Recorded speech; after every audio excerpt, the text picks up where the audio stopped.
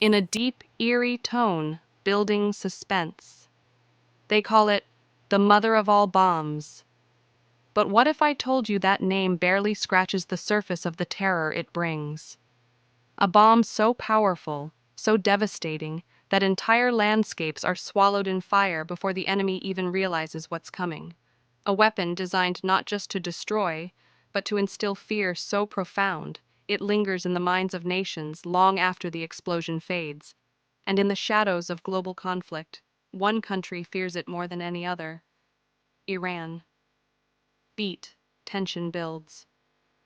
The massive Ordnance Air Blast Bomb, or MOAB, is unlike anything else in conventional warfare. It doesn't need nuclear fission to strike fear into the hearts of its enemies. It doesn't rely on radiation to leave its mark. Instead, it delivers destruction so absolute that survivors don't just speak of it in terms of damage, they speak of it in nightmares. The Moab isn't an ordinary bomb. Standing 30 feet long and weighing an earth-shaking 22,600 pounds, it carries 18,700 pounds of H6 explosive, enough to turn a battlefield into an inferno. But what makes this bomb truly terrifying is how it strikes.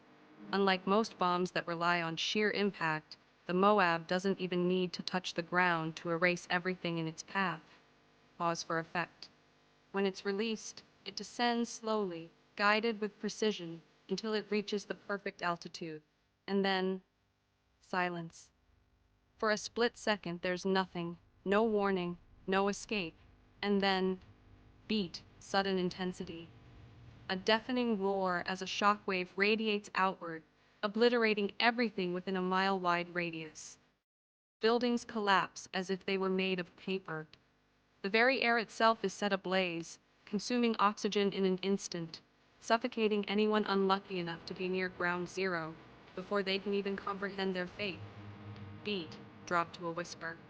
But the most terrifying thing about the Moab is what happens after. Beat, chilling pause. In April 2017, the world witnessed its destructive force for the first time.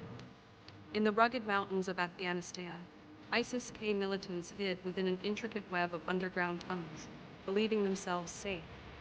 They had seen war. They had faced artillery strikes, bunker busters, and even drone attacks.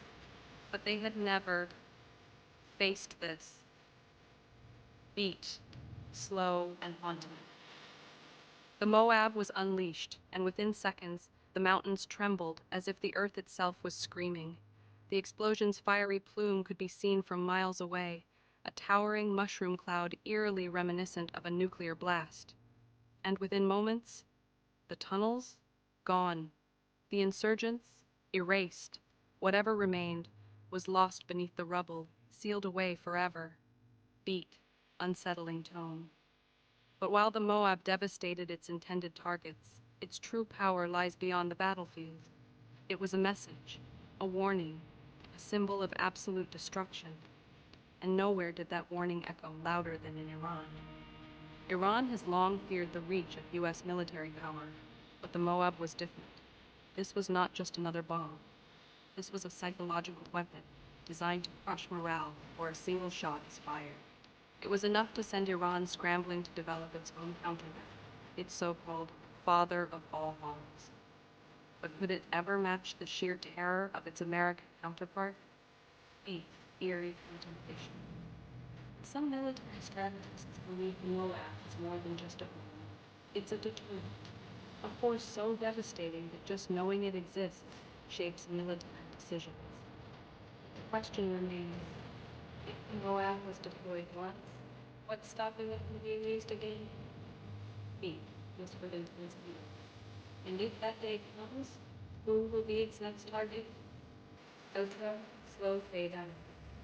War is not just talking about it. It's fought in the mind, in fear, in the shadows where decisions are made long before the first explosion. And in those shadows, the mother of all bombs waits. Pause, final chilling pause. Watching, preparing, ready to strike again when the world least expects it.